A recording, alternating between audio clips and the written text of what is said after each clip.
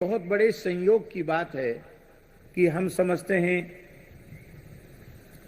कि पूरी स्मृति तो हमको नहीं है, लेकिन शायद 30-35 वर्ष के बाद ऐसा संयोग आया होगा कि जो सटतिला और मकर संक्रांति दोनों एक ही तिथि पर पड़ रही है। मकर संक्रांति भी वही उसी दिन और सटतिला एकादशी भी उसी दिन।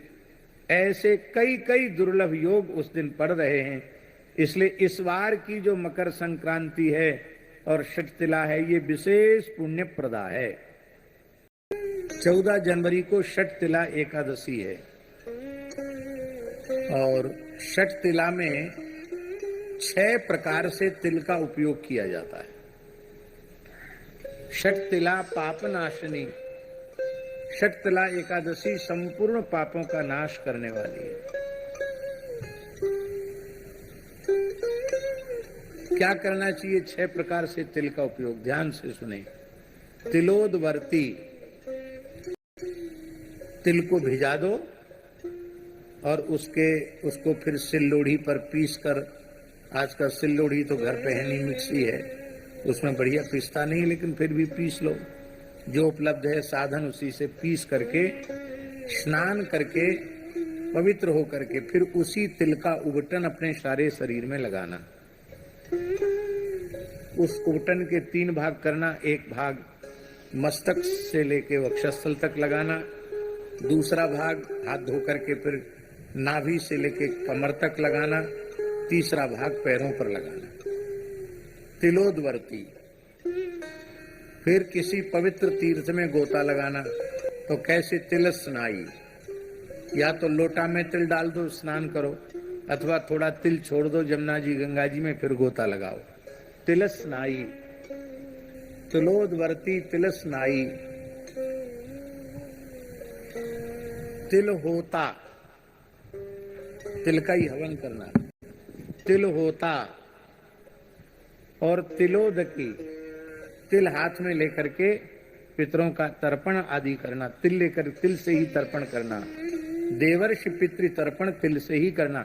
यद्यपि तर्पण में तिल की अनिवार्यता है, लेकिन सटतिला को विशेष रूप में।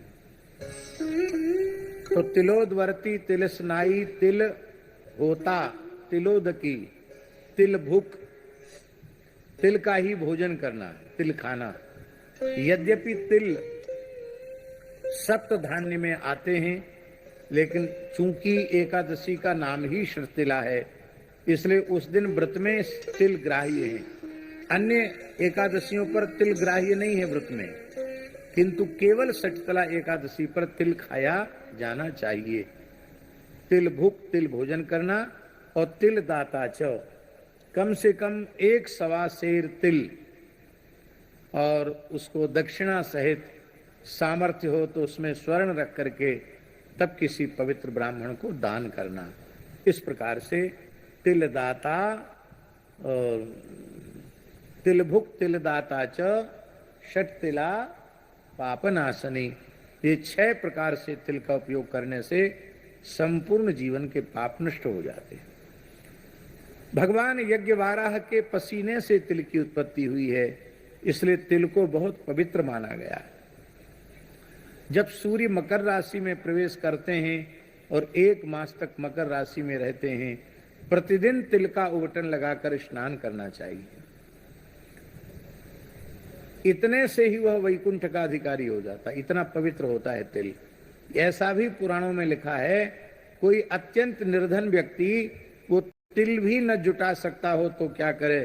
बोले जब तक सूर्य मकर राशि में है, तिल तिल कहकर स्नान कर ले तो भी वो मुक्त हो जाएगा।